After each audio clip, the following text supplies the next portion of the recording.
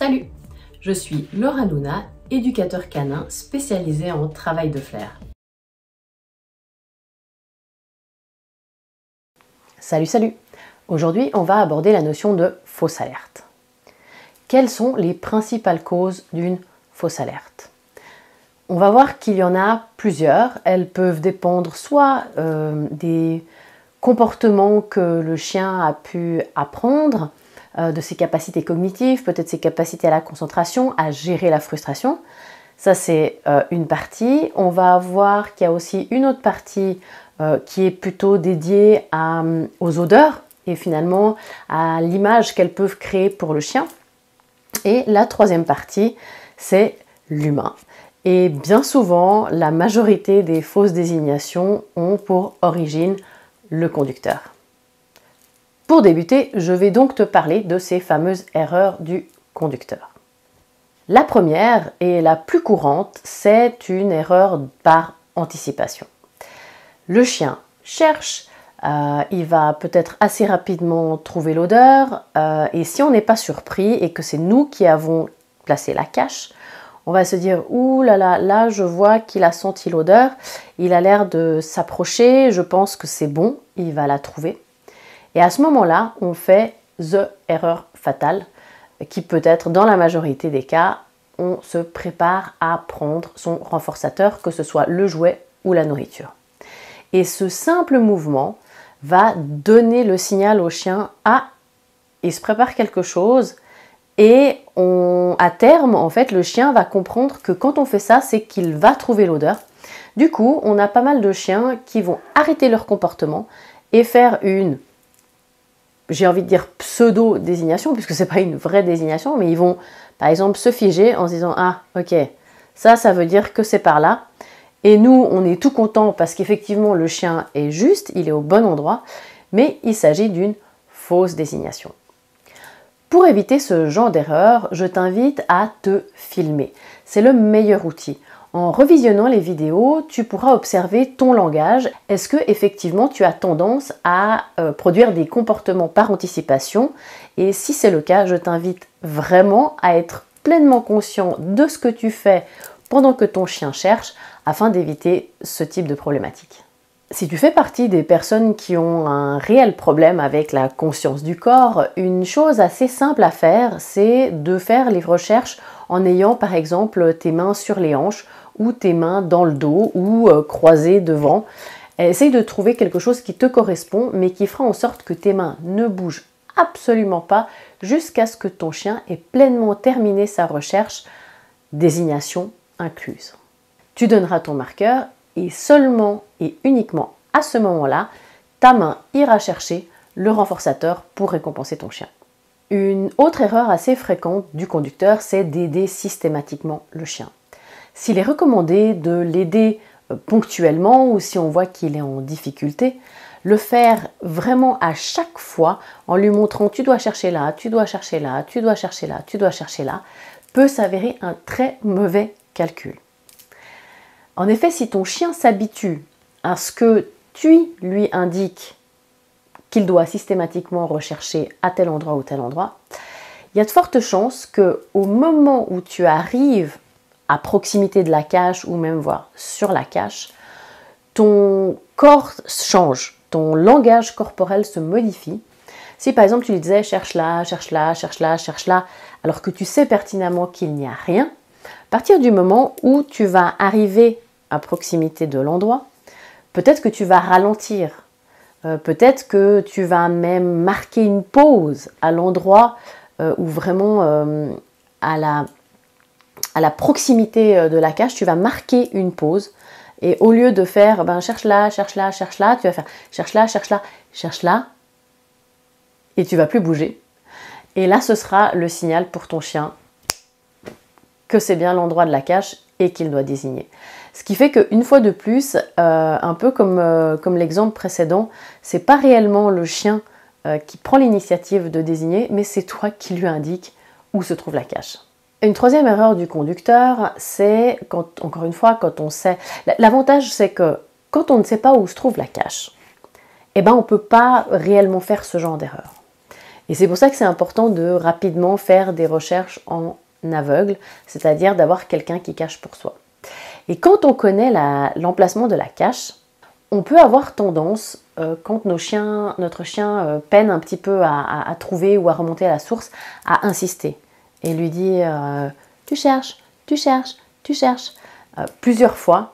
Et à ce moment-là, le chien va se dire ok, alors quand elle a ce comportement-là, ça veut dire que si je fais ça, et ben à ce moment-là, je vais être récompensé. Et du coup, on va avoir un chien qui va peut-être pointer ou s'asseoir, peu importe la désignation que tu as choisie, tout simplement parce qu'il sait que quand tu produis ce comportement et que lui produit le comportement de désignation, et ben à ce moment-là, c'est payant.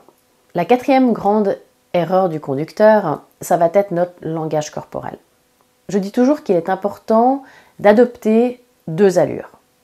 Soit on ne bouge jamais, c'est-à-dire qu'on choisit un lieu dans la zone de recherche et on laisse notre chien travailler. Soit on bouge tout le temps. Parce que, encore une fois, quand on, par exemple, se déplace et que le chien arrive à proximité de la cache et qu'on sait que c'est là, eh ben, il y a de fortes chances qu'on ralentisse, voire même qu'on s'arrête directement devant la cache. Et bien souvent, quand on fait ça, tout notre corps est orienté vers la cache. Les pieds pointent, nos épaules pointent, notre visage pointe. Et alors ça, pour le chien, c'est the indice, c'est vraiment le signal le plus clair puisque tout notre corps se dirige vers l'odeur. Et du coup, on va avoir des chiens qui vont faire « Ah ouais, ok ». Et parfois, ils n'ont même pas besoin de nous regarder, ils savent où notre corps s'oriente. Du coup, quand tu arrives à proximité de la cache, ne ralentis pas, continue à marcher. C'est pour ça que quand on se déplace dans une zone, c'est important d'avoir une allure quand même relativement lente, parce qu'on ne veut pas dépasser notre chien et puis d'avoir le chien 10 mètres derrière, alors que nous, on est largement devant, parce que ça peut créer un stress chez les chiens. Ils vont dire « Oh là là, il s'en va, je vais le rattraper », et ils vont rater toute une zone. Mais on détermine, voilà, ok, mon allure, c'est celle-ci, et ça va varier en fonction de chaque chien, et je m'y tiens. Mais ça veut dire que si on doit passer à proximité de la zone d'odeur et qu'on doit la dépasser, eh ben on va le faire. Et on peut effectivement, si notre chien a de la peine à trouver la première fois, faire des allers-retours, l'air de rien, mais sans vraiment, il ne faut pas indiquer avec notre corps où ça se trouve. Et une autre façon de faire ça, c'est peut-être, on va dire, si l'odeur se trouve là, eh ben, je vais marcher, voilà, en continuant de regarder comme ça. Je peux éventuellement jeter des coups d'œil à ce que fait mon chien, mais je vais en aucune façon vraiment m'orienter face à la cache. Et si tu fais le choix de finalement ne jamais bouger, eh ben, tu vas te placer finalement dans l'endroit qui te semble le plus adapté, peut-être au milieu de la zone de recherche si c'est faisable, et à ce moment-là, tu vas suivre ton chien, un peu comme les mouvements d'une aiguille sur une horloge, et tu vas te déplacer et ton corps va finalement faire face, mais tu ne vas pas faire face à la cache, tu vas faire face à ton chien, et tu vas le suivre comme ça au fil de ses déplacements. Petite astuce, et ça c'est quelque chose que personnellement j'ai tendance à faire, c'est un mélange des deux. C'est-à-dire que je vais me déplacer, m'arrêter, me déplacer, m'arrêter, me déplacer, m'arrêter. Et simplement ce que je fais, c'est que je suis les mouvements de mon chien. Je me déplace quand il se déplace et je m'arrête quand il s'arrête. Je vais donc me synchroniser au mouvement de mon chien. Et dans ce cas-là, c'est pas moi qui donne l'indication au chien, c'est plutôt lui qui me dit quand est-ce que je peux me déplacer. Et ça, c'est vraiment un atout, surtout quand on fait des recherches en laisse et que eh ben, on ne peut pas peut-être faire le système de l'horloge parce que la distance est trop grande. Un grand classique de la fausse désignation, et là, tu vas te dire « Ah ouais, mais en fait, elle vient d'en parler. » Et effectivement, je te l'ai déjà dit, c'est ce qu'on va appeler, alors je ne l'avais pas nommé, c'est l'effet Clever Hans. Clever Hans, c'était un cheval qui a vécu au début du XXe siècle et qui avait pour particularité de pouvoir compter. Alors, je te fais la version courte. Si tu veux plus d'infos, je t'invite à chercher sur Wikipédia Clever Hans et tu trouveras toutes les infos. Mais grosso modo, son propriétaire disait que ce cheval-là avait pour particularité de pouvoir faire des additions, faire des calculs. Évidemment, comme il est devenu très célèbre, plusieurs personnes, dont ses détracteurs, ont dit non, mais c'est pas possible. Et ils ont essayé de comprendre quelle était l'astuce pour que Hans puisse trouver aussi facilement les résultats des calculs. Et en fait, ils se sont rendus compte, donc la façon dont il indiquait, c'est-à-dire qu'il tapait du sabot jusqu'à tomber sur le bon chiffre. Donc si par exemple c'était 2 plus 2, on va faire simple, il faisait 1, 2, 3, 4 et il s'arrêtait au moment de la bonne réponse. Et à force d'observation et de recherche pour essayer de comprendre en quoi ce cheval était si exceptionnel que ça, un certain monsieur s'est rendu compte qu'en réalité c'était son propriétaire qui donnait le signal au cheval, mais il le faisait bien malgré lui, et c'était simplement, alors je ne me souviens plus exactement ce que c'était, mais on va dire peut-être qu'il arrêtait de respirer au moment où le cheval tombait sur le bon chiffre, et du coup le cheval savait que, il avait compris que c'était à ce moment-là qu'il fallait stopper de taper du sabot. De la même façon, on va faire ça avec nos chiens pendant les recherches. Parce que, donc avant je t'ai parlé de l'orientation de ton corps vers la cache, du changement d'allure, mais on peut aussi avoir notre respiration, notre regard ou des signaux vraiment beaucoup plus subtils. Peut-être si on a nos bras le long du corps, on va faire un petit mouvement de main comme ça ou un petit mouvement de doigt. On va arrêter de respirer, évidemment notre cœur va peut-être battre plus fort parce qu'on sait que c'est bon, on y arrive, le chien a enfin trouvé. Et on va donner donc des signaux assez subtils. Et encore une fois, vraiment le meilleur moyen, et ça je l'ai déjà dit, pour éviter tout ça, et si on veut vraiment éviter en toute sincérité, parce qu'on peut penser que on ne donne pas ces signaux, mais finalement on le fait quand même, c'est de travailler en aveugle et d'avoir finalement quelqu'un qui place les caches pour nous et qu'on soit jamais réellement au courant de où c'est. Et plus on va avoir cette possibilité-là, et effectivement, moins on va avoir tous ces signaux dont je viens de parler. Une autre cause de fausse désignation, et ça arrive bien plus souvent qu'on ne le pense, c'est ce qu'on va appeler de la pollution ou une odeur résiduelle. Quand on a tendance à beaucoup s'entraîner dans les mêmes lieux, on varie peu, on le fait peut-être toujours chez soi, et puis le chez soi il n'est pas très grand, donc on fait toujours un petit peu dans les mêmes pièces. Peut-être que à terme, ou assez rapidement, on va avoir de la pollution. C'est-à-dire qu'on a beau être méthodique et de faire en sorte d'enlever les odeurs et de nettoyer, peut-être qu'il va quand même y avoir quelques petits résidus. Ça va se produire tout particulièrement quand on cache sur des surfaces peut-être en plastique ou en bois, qui sont des matériaux qui imprègnent l'odeur beaucoup plus que d'autres matériaux. Quand on utilise comme odeur du thé, de l'herbe à chat, du café, ça va peut-être laisser beaucoup moins de traces, mais quand on travaille avec l'odeur des huiles essentielles, c'est des molécules qui sont très volatiles et qui vont se déposer assez facilement sur les surfaces poreuses, et malheureusement ces surfaces poreuses vont imprégner de façon, alors j'ai pas envie de dire complètement définitive, mais en tout cas ça peut rester un bon moment. Une façon d'éviter cela, c'est vraiment d'être méthodique dans ses notes.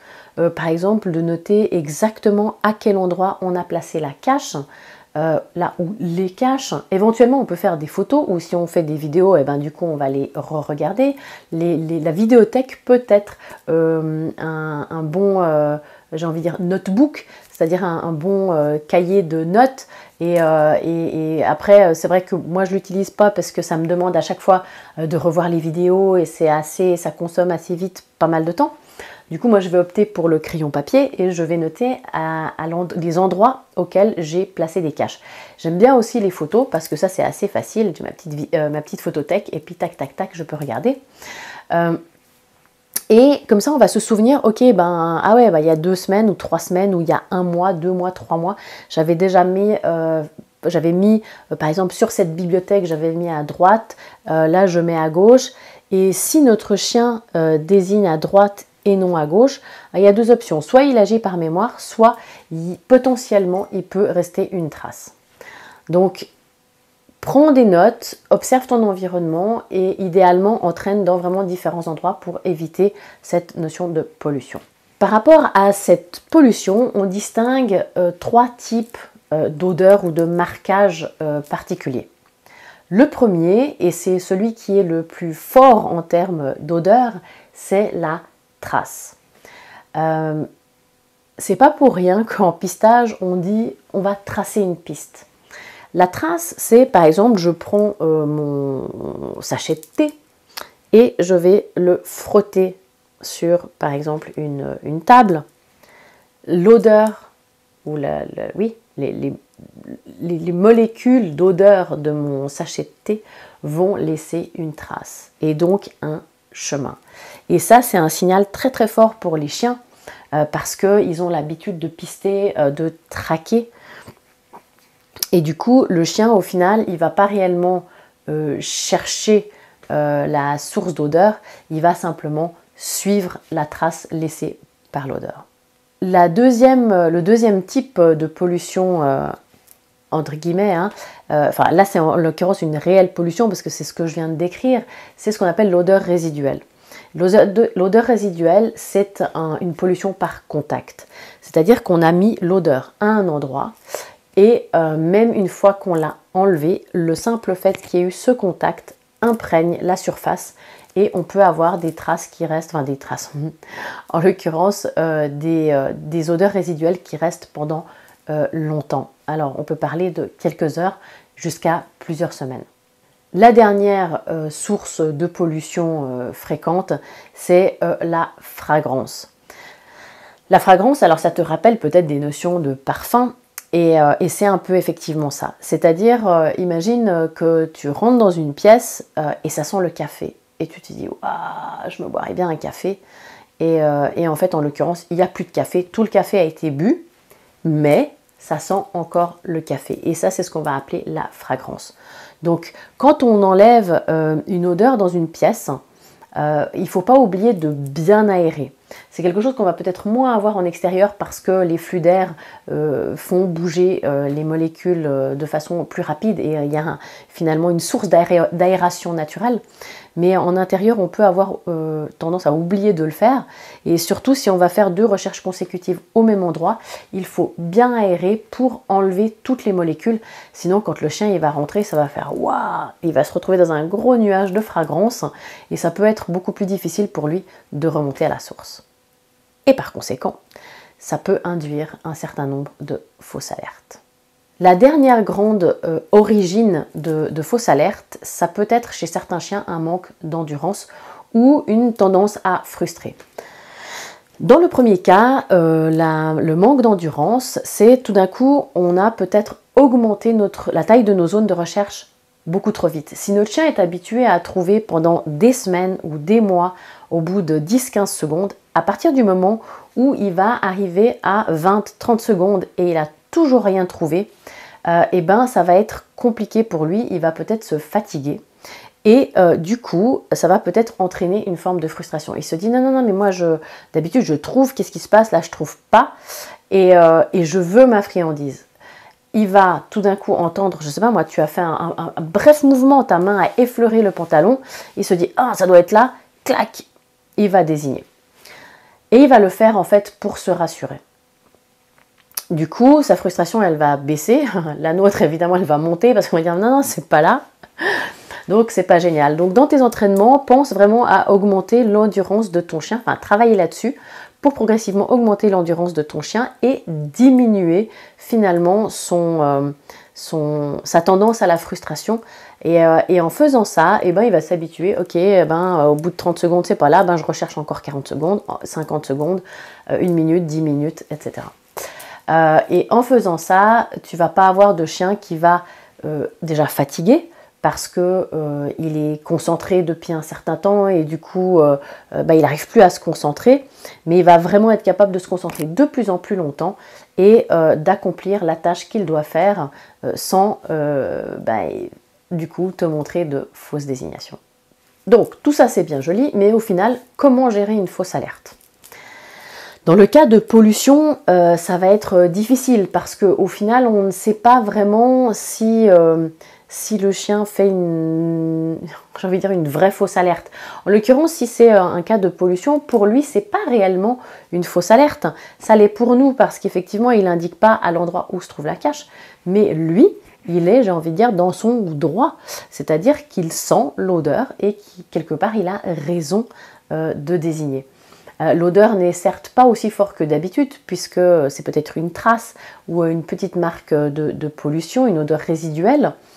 Il n'empêche pas moins que l'odeur, elle est bel et bien présente. Dans ce cas-là, on peut tout simplement ignorer cette alerte pour autant qu'on ait un chien qui ne va pas frustrer si on ignore son comportement. Si le comportement est assez léger, on peut tout à fait, entre guillemets, ignorer et inviter le chien à continuer sa recherche. Quand, par exemple, moi ça m'arrive en concours où la zone est, entre guillemets, polluée, c'est-à-dire qu'il y a une odeur résiduelle et on le sait parce que c'est marqué avec une croix, je vais, entre guillemets, féliciter mon chien. Je vais lui dire oui, c'est bien, t'as trouvé. En l'occurrence, bon, c'est pas tellement ça. Et je vais lui dire bravo, ok, continue de chercher. Et finalement, jusqu'à ce qu'il trouve l'odeur cible, celle qui va être payante pendant le concours. Mais ça, c'est aussi parce que mes chiens, ils ont l'habitude de passer d'une recherche, enfin d'une odeur à l'autre et que la récompense vocale peut suffire. Quand c'est très léger, à ce moment-là, on lui dit... on ignore, dans le sens on n'ignore pas le chien, mais on ignore le comportement et on dit ok, continue, cherche.